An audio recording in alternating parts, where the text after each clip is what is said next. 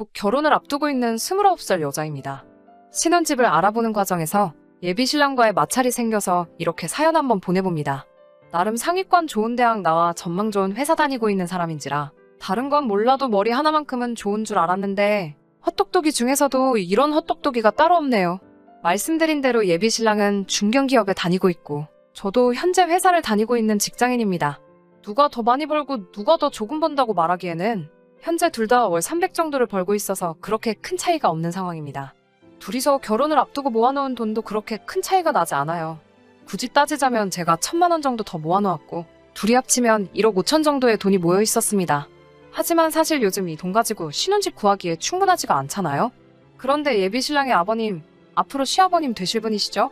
아무튼 예비 시아버님께서 올해 퇴직을 하게 되시게 되었다며 그 전에 결혼을 했으면 좋겠다고 하셔서 아직 결혼하기에는 자금이 많이 모자라다는 생각이 들지만 서둘러서 결혼을 진행하게 되었습니다. 자세한 부분에 대해서는 계속 조율해 나가며 맞추게 되었는데 결혼 이야기가 나온 초반 시점에는 양가 지원을 받지 않고 우리 힘으로만 하는 게 어떨까? 하는 이야기가 오고 갔어요. 그래서 조금이나마 아끼기 위해 결혼식 준비 과정에서 간략하게 생략할 수 있는 것들은 생략해서 진행하기로 했습니다. 당초에 예상했던 금액보다는 많은 비용을 절감할 수 있었고 신혼집을 제외하면 거의 모든 결혼 준비는 끝이 난 상태라고 봐도 무방했습니다. 당연히 인기 많은 지역의 신축 아파트에 관심이 가기도 했지만 당장의 상황도 고려해야 하니 신혼집은 욕심부리지 않고 형편에 맞게 구하려고 하고 있어요. 신혼집을 알아보는 중에 서울에 있는 단지가 작은 꼬마 아파트를 하나 소개받게 되었습니다.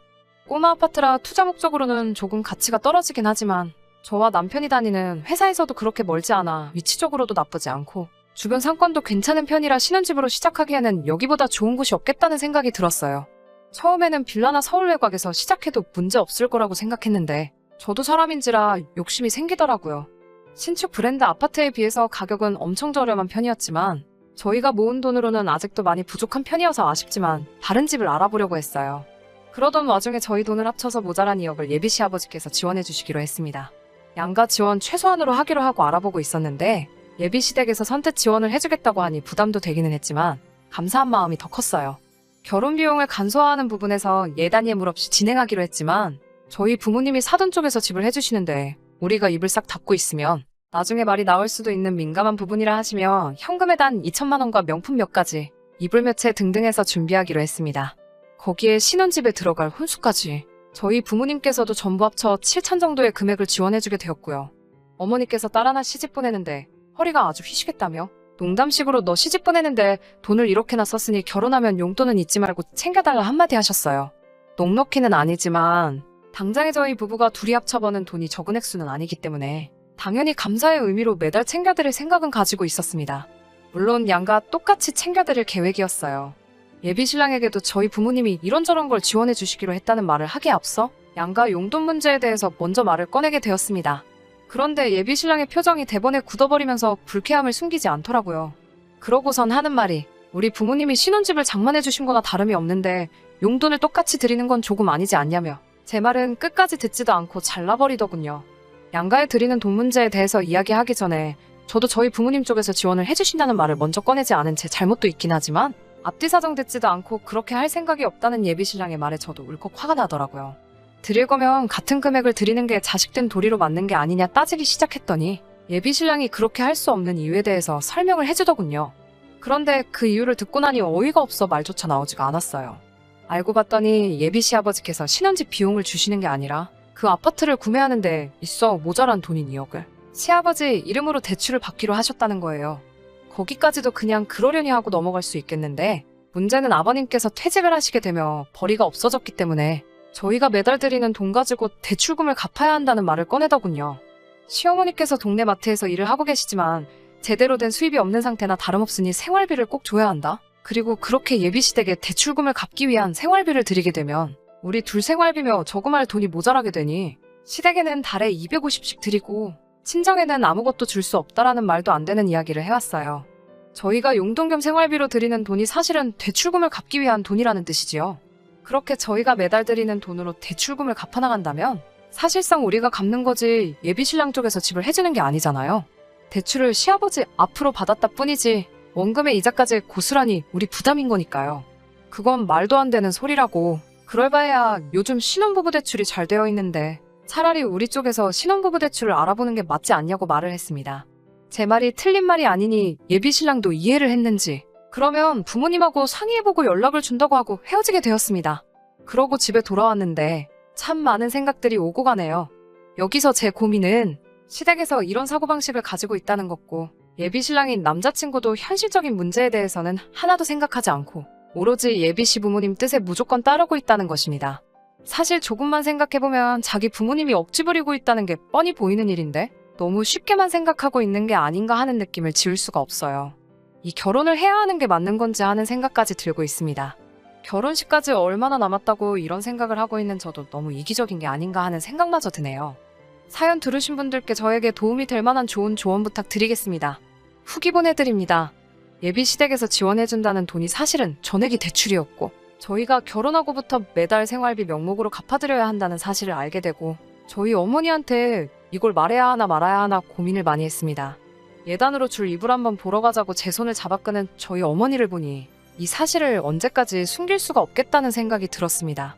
그래서 지금 처한 상황을 자세하게 말씀드리니 저희 어머니도 그게 어느 나라 계산 방법이냐면서 말도 안 되는 일이라고 하시더라고요. 당장 파혼하라고 해도 모자랄 게 없는 상황에서도 저희 어머니는 사돈어른들이 그런 생각을 가지고 계시다면 차라리 혼수며 예단하기로 했던 돈 그리고 어머니도 대출을 조금 받아서 그 집값에 보태는 게 어떻겠냐고 제안을 해오셨어요. 그렇게 하기만 하면 예비 시아버님 이름으로 내야 할 대출금 이자도 대폭 줄어들게 되니 외벌이 하시는 예비 시어머니가 버는 돈으로도 충분히 감당 가능한 금액이지 않겠냐는 계산이 서더라고요. 그러면 양가 부모님들께 매달 몇백만 원씩 드릴 필요도 없고 그렇게 아낀 돈은 고스란히 저희의 미래를 위해 사용할 수 있으니까요.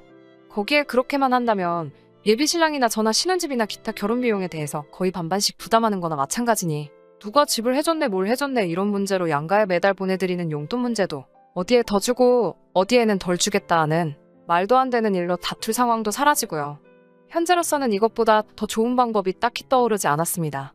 이 사실이 저희 어머니 입장에서는 마음 상하는 일이 될 수도 있었을 텐데 끝까지 화 한 번 내지 않으시고 해결책까지 마련해 주시니 죄송하고 감사한 마음이 더 컸습니다.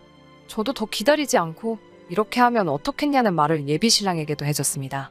하지만 끝까지 우리 부모님이 해주신다는데 왜 그렇게까지 해야 하는 거냐며 제 말을 이해하지 못하더라고요. 도무지 의견을 굽히지 않던 예비신랑 때문에 전화로 서로 언성이 커지는 지경까지 이르게 되니 전화로 1월 바에야 만나서 이야기하자는 말에 일단 전화를 끊었습니다. 다음날에 약속 장소에 나가보니 예비신랑 혼자서 나온 게 아니고 예비시어머니를 대동해서 같이 왔더라고요. 예비시모까지 끌고 나온 이유가 뭘까 싶었는데 아니나 다를까 예비신랑은 대화에서 쏙 빠지고 저와 예비시모 두 사람이서 대화를 나누게 되었습니다. 예비시모는 시대가 아무리 바뀌었다지만 결혼할 때 집은 남자 쪽에서 해오는 게 맞지 않느냐는 그럴싸한 말로 대화를 시작하셨습니다.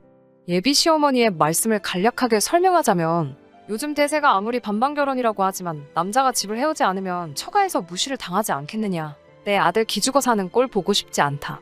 자식 지켜주고 싶은 게 부모 마음 아니겠냐. 뭐 이런 말씀을 하시면서요. 그러니 그럴 바에 이자가 훨씬 저렴한 신혼부부 대출을 받겠다. 이런 식의 지원을 해주지 않으셔도 처음부터 저희는 양가 부모님들께 섭섭치 않게 용돈이 되었든 뭐가 되었든 효도를 할 계획이었다. 이런 식으로 설득을 계속 해보았지만 예비 시어머니의 입장은 단호하셨고 제 말을 들으실 생각도 없어 보였어요.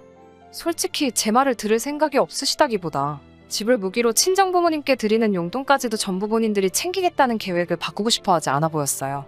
끝까지 모자란 신혼집 비용은 본인들이 하겠다고 우기시고 좀처럼 그 고집을 꺾으실 생각이 없어 보이길래 그럴 바에는 아예 지원도 받지 않고 그 집에서 신혼살림을 차리지 않겠다고 말했어요.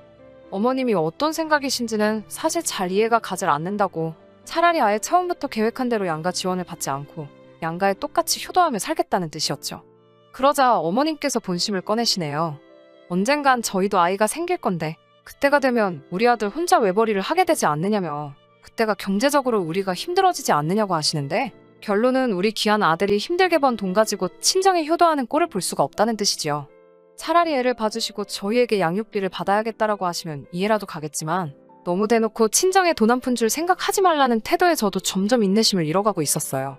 예비신랑은 대화가 길어지고 좀처럼 답이 안 나와서 지루해졌는지 아직도 똑같은 이야기냐고 이제 고집 그만 부리고 엄마가 하자는 대로 하자고 하는데 어머님도 그 말에 벌써부터 시어미 뜻에 나를 세우고 말대꾸를 하는 모습이 불쾌하다는 식으로 나오시더군요.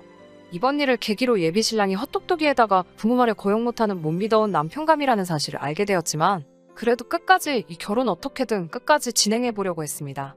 하지만 도무지 의견을 굽히시지 않는 예비시모와 남편의 태도에 더는 할 이야기도 없었어요. 결혼하고 싶은 마음이 싹 사라지더라고요. 그저 시댁에서 집을 해주니 감사한 마음으로 앞으로 시댁에 효도하라는 것이 당초 어느 나라 계산법인지 정말 이해도 가지 않았습니다.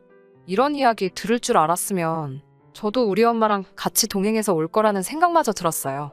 예비 며느리가 설마 시부모 뜻에 거역을 하겠냐 이 생각으로 오신 거나 다름없었으니까요. 저도 저희 어머니와 같이 왔다면 제가 하고 싶은 말 더 시원하게 한마디 퍼부어 주실 수 있으셨을 텐데 말이에요. 더 이상 이러고 있어봤자 제 입만 아프고 아무것도 바뀌지 않을 것 같아. 이 결혼에 대해서는 좀 더 생각해봐야겠다 말씀드리고 집에 돌아오자마자 예비신랑에게는 결혼 관련해서 예약한 것들을 전부 취소하라고 했습니다. 발생하는 위약금은 제가 반을 부담하겠다고 했고요.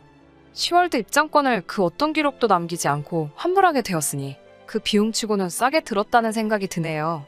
결과적으로는 제가 이득인 셈이라 치고 결혼하고도 자기 부모님에게만 효도하고 싶어하는 기특한 예비신랑은 아들 걱정 때문에 잠도 못 주무실 것 같은 예비시부모님 품으로 돌려드렸습니다. 예비신랑에게서 연락이 몇 번 왔었어요. 아직도 문제에 대한 본질은 파악 못하고 시댁에 드리는 돈은 그대로 하고 친정에도 얼마씩 주자고 하는 말에 너는 대체 머리가 얼마나 나쁜 거냐고 헛똑똑이 빡대가리인 거 들켜서 조만간 잘릴 수도 있으니 회사에서 줄이라도 잘 서고 있으라는 진심이 가득 담긴 충고를 해주고 전화를 끊어버렸습니다. 결혼은 두 사람이 만나 두 가족이 한 가족이 되는 것이라 생각합니다. 누가 누구에게 진짜로 무얼 더 해줬고 아니고 간에 어느 한쪽에만 치우치는 건 말도 안 되는 일이라고 생각해요. 적어도 언젠가 예비신랑이나 그 부모님들이 저를 놓치게 된 걸 땅을 치며 후회할 날이 왔으면 좋겠다는 생각을 하면서 이만 저의 사연은 마무리 짓도록 하겠습니다. 끝까지 들어주셔서 감사합니다. 오늘의 사연은 여기까지입니다. 구독과 좋아요, 알람 설정 부탁드리고 더 좋은 사연으로 다시 찾아뵙겠습니다. 감사합니다.